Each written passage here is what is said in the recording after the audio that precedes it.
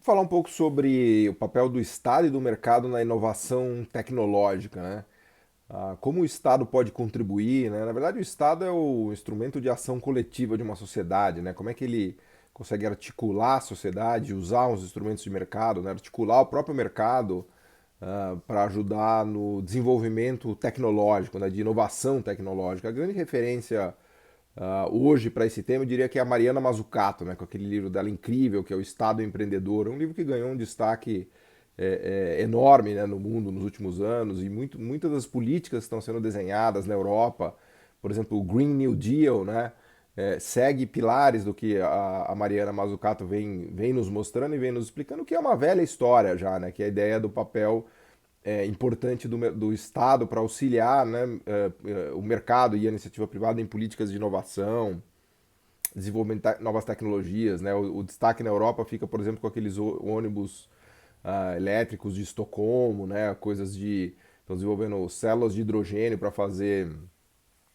caminhões movidos a essas células de hidrogênio sem queimar, sem ter combustão, né, que é com a emissão de CO2. Né? Então tem várias políticas na Europa que já seguem um pouco essas sugestões da Mazzucato. A Mazzucato faz uma espécie de história da tecnologia, do desenvolvimento tecnológico, mostrando como o Estado teve papel fundamental no desenvolvimento tecnológico. Né? Ao contrário do que muita gente imagina, o desenvolvimento tecnológico não é algo que se deve pura e simplesmente à genialidade de empreendedores ou à inovação da iniciativa privada. Né?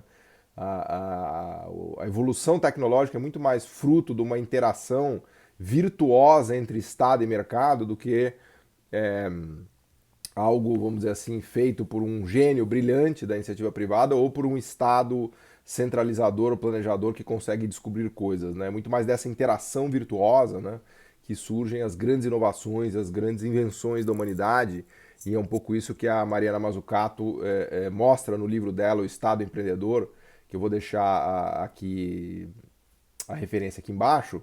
E o exemplo dela é simbólico até, né? Ele virou um exemplo pop até, que é o próprio iPhone, os smartphones, né? Ela mostra como os pilares do smartphone são o sistema de GPS e o sistema de internet. Lembrando que o sistema de internet foi desenvolvido pelo exército americano, né? Porque eles estavam procurando protocolos de comunicação de dados entre as bases americanas, né? Com medo na Guerra Fria de um ataque soviético, né? Então eles começaram a colocar as bases separadas uma das outras, né, não concentrando tudo no Pentágono, e eles gastaram muito tempo desenvolvendo mecanismos de comunicação e de transmissão de dados entre essas bases americanas, né, e pensando em algoritmos e modos de, vamos dizer assim, de transmissão dos dados nessas redes para evitar que um bombardeio fizesse um shutdown nas bases americanas. Né? Então, foi uma espécie de. O medo, a gente poderia dizer que o medo da Guerra Fria criou a internet, né? Aqueles protocolos TCP/IP, né? Tudo isso, todas essas inovações vieram desses investimentos militares pesados. Né? A Mariana Mazzucato fala muito do DARPA, que é o Defense Advanced Research Program, no XYZ, não me lembro agora, mas é DARPA. Se vocês olharem DARPA, vocês vão ver que muito da história da tecnologia, do desenvolvimento tecnológico nos Estados Unidos está ligado às iniciativas do DARPA, que é o braço de research, né, de pesquisa da defesa americana, né, do Pentágono, se quiserem. Né? Os Estados Unidos têm um orçamento de mais de 500 bilhões de dólares por ano. Os maiores dois orçamentos para investimento em pesquisa e de defesa, provavelmente é Estados Unidos e China. Né? A China, se não for o maior, está muito próximo já, né? Especialmente nessa parte de pesquisa ligada à questão da defesa. Né? Então, no iPhone, a Mariana Mazzucato mostra que foi a genialidade do Steve Jobs, né? Daqui a pouco a gente vai falar um pouco das telas planas, dos OLEDs, né, e dos asiáticos, né, e da China na papel que eles tiveram nessa coisa das telas, né, e dos OLEDs, mas dos LEDs e dos OLEDs, né? Mas é muito legal porque a Mariana nos mostra e nos lembra, né, que o iPhone ele é filho do GPS, que foi o sistema de geoposicionamento que a Marinha Americana desenvolveu, né, foi a grande responsável, né, por inovações tecnológicas, né, de usar sistema de satélites para fazer a medida do posicionamento global, né, dos barcos, todo mundo usa hoje, e a internet que veio do exército americano. Então é quase como se a gente pudesse dizer que o smartphone ele é filho da Marinha e do Exército dos Estados Unidos. Estou exagerando o raciocínio, obviamente, né?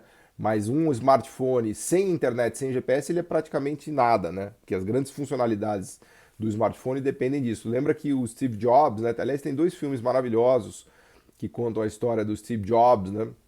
Aquele do Fassbender, eu acho que é o nome do... Baseado num livro até, né? São duas biografias. Um tem o Ashton Kutcher, né? Que é um ator hollywoodiano pop, né? Foi casado com a Demi Moore até. Então tem uma que ele representa o Steve Jobs, né, o fundador da Apple, num dos filmes, e o outro eu não me lembro quem é o. Não me lembro se esse Fassbender é quem escreveu o livro ou se ele é o autor, mas enfim. Conta a história do Steve Jobs, que é maravilhosa. E o Steve Jobs ele teve altos e baixos, né? Ele praticamente quebrou nos anos 90. Ele saiu da Apple, ele teve aquela briga lá com o Sculley, acho que foi o grande executivo que ele contratou de alguma dessas empresas. Minha memória tá fraca hoje. Alguma dessas empresas aí, acho que foi a Pepsi, né, ou a Coca-Cola, e o cara demitiu o Steve Jobs. Vejam vocês que loucura, né? Ele demitiu o Steve Jobs da Apple, né, que foi aquela empresa de garage, empresa de fundo de quintal, de garagem, né, que o Steve Jobs fundou, e depois ele foi demitido pelo CEO que ele mesmo contratou. Bom, o fato é que ele praticamente quebrou ali nos anos 90, ele tentou fazer várias coisas, ele tentou fazer um negócio chamado Newton, talvez vocês conheçam, que era vamos dizer assim, o embrião do iPhone ou do smartphone, né?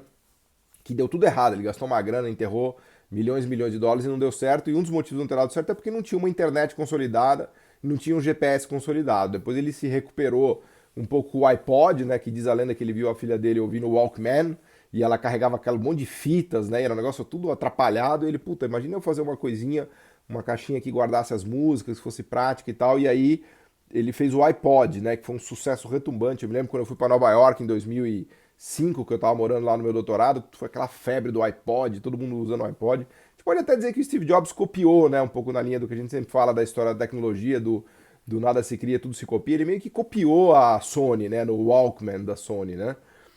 Mas enfim, aí a Mariana Mazzucato mostra no livro como os componentes, não só a internet e o GPS, que são pilares, né, do iPhone, mas quando você começa a abrir os microcircuitos, né, o micro hard drive, tem até um filme no YouTube, eu vou deixar a referência aqui, de um holandês que ele vai abrindo, ele pega uma chave de fenda, ele vai abrindo o iPhone, ele vai tirando cada pecinha, falando, olha, esse micro hard drive é de um projeto de uma universidade holandesa que teve financiamento do governo. Essa outra pecinha aqui dessa tela foi de um projeto que veio lá da Dinamarca, que teve dinheiro público e tal coisa. Então ele vai mostrando como cada inovação que está ali dentro do iPhone, né, dependeu de linhas de financiamento público, de linhas de inovação. A própria Apple, né, como nos lembra a Mariana Mazzucato, ela foi fundada com um fundo teve grana de um fundo do governo para incentivo à inovação, né, do governo americano, né? Então, desde a fundação da Apple, né, passando pelo uso da internet e do GPS, o governo está sempre presente ali, além da genialidade, obviamente, do Steve Jobs, da potência da iniciativa privada americana que levou isso, vamos dizer assim, adiante. Né? Então essa é a mensagem da Mazzucato nesse livro brilhante. Ela fala dos exemplos da NASA, né? Quantas tecnologias, até hoje você entrar no site da NASA, você vai ver lá as tecnologias que a gente deve ao projeto Apollo, né? Para quem nunca foi, vale a pena um dia que você for para Disney, vai ali no Kennedy Space Center, que fica 2, 3 horas